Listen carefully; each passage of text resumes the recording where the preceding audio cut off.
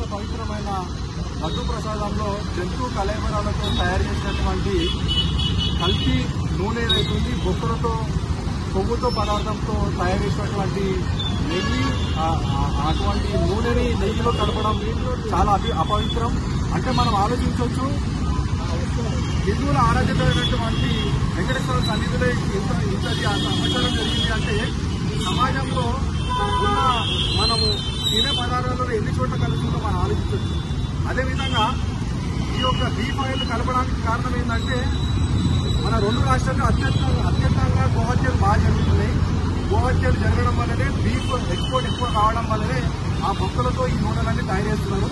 కాబట్టి ఎప్పుడైతే గోహత్యలు మనము ఆపగలుగుతామో, ఇల్లీగల్ స్లాటర్స్ అన్ని క్లోజ్ చేస్తామో అప్పుడే ఇటువంటి ఏదైనా బీఫ్ ఆయిల్ కానీ ఈ కొవ్వు పదార్థం వచ్చే ఆయిల్ కానీ మనం ఆపొచ్చు.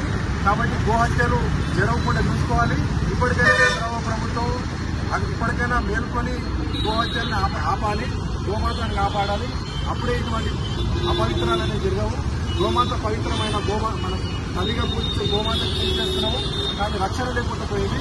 ఇప్పుడుగా రక్షించాలని కోరుతున్నాము. అదేవిధంగా తెలంగాణ ప్రభుత్వం మరియు ఆంధ్రప్రదేశ్ ప్రభుత్వం ఇప్పటికైనా ఈ యొక్క ఏదైతే అపవిత్రమైన దాని విషయంలో సుమోటోగా కేసు స్వీకరించి వాళ్ళపైన చట్టపరమైన చర్యలు తీసుకోవాలని కోరుతున్నాము. ఇప్పటికే మేము కూడా హ్యూమన్ రైట్స్ లో కంప్లైంట్ ఇచ్చాము.